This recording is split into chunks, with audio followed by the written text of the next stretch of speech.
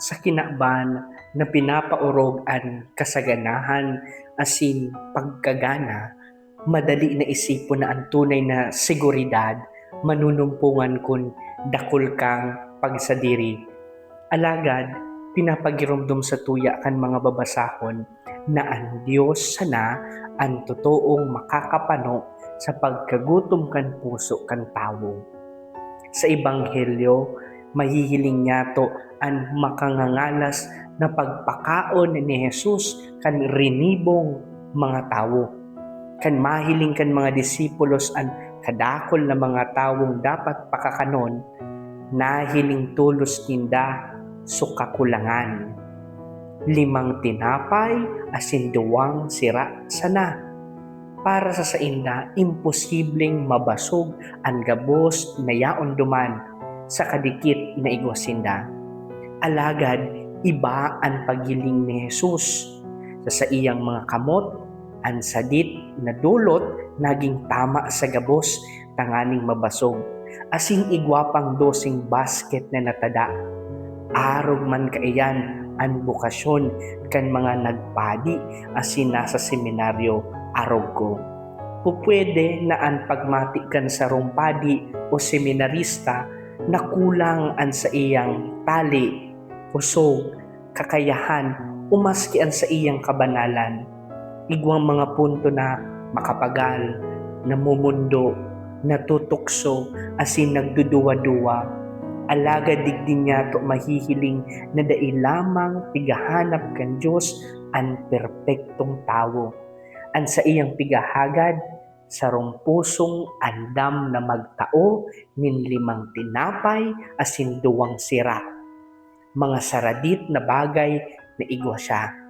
Tanganing digdi mangyari ang milagro kan Diyos. Sa enot na babasahon, pigiimbitaran kita kan kagurangnan, madya kamo sako, magdangog, tanganing kamo mabuhay.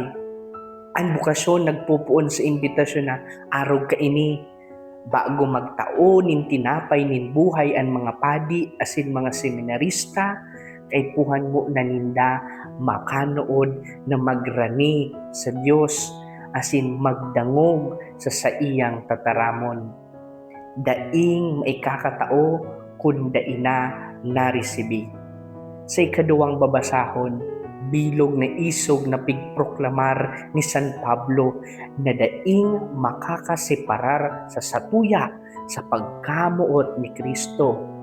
Digdi nagpupuon ang katatagan kan lambang bukasyon.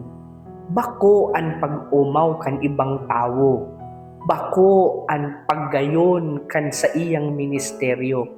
Asin lalong bako ang kawaaran ki problema ang mapakusog sa sarong padi o seminarista. Ang mapakusog sa samuya ang katotoohan na kami namumutan ni Kristo. Kita gabos namumutan ni Kristo asin daing sisay man ang makakaagaw kaiyan. Sa lambang misa, pigsa sa buhay kan padi ang ginibo ni Jesus. Kinuan niya ang tinapay, nagpasalamat, binaak, asin itinao. Ang padi pig-aapod na maging tinapay na babaakon para sa gabos. Bot sabihon, andam na magtaon ning oras, kikusog, kitali, asin bilog niyang buhay sa ngaran kan banwaan kan Diyos. Ang mga seminarista arog ko na pigpoporma, inipigigibo tanganing sangapit magtauman kan samuyang sadiri sa paglingkod. Bako para sa samuyang pangangaipo, kundi sa kamurawayan kan Diyos asin kaligtasan kan mga kalag. Alaga ng bukasyon, bako sa na inkargada sa mga padi asin mga seminarista. Ang bilog na simbahan kan Diyos may katungdan na ibanhan sinda sa pagpamibi, pagsabot, asin pag-inganyar.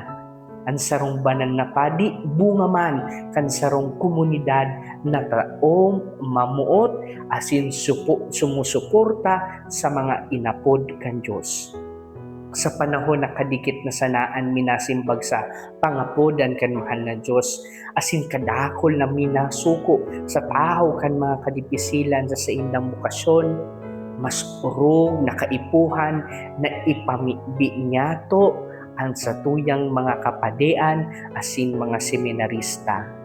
Lugod, da isindamawa ranin isog nin buot, asin magdanay na nagtitiwala sa Diyos na totoong padagos na minagibo ki mga darakulang nga ngalasan, gikan sa kamahal-mahalang niyang puso. Ako po, si Lacson Obanon, seminarista kan Diocese ni Legazpi, na minasabi, kapag si Kristo ang kaibahan, ang buhay minagian.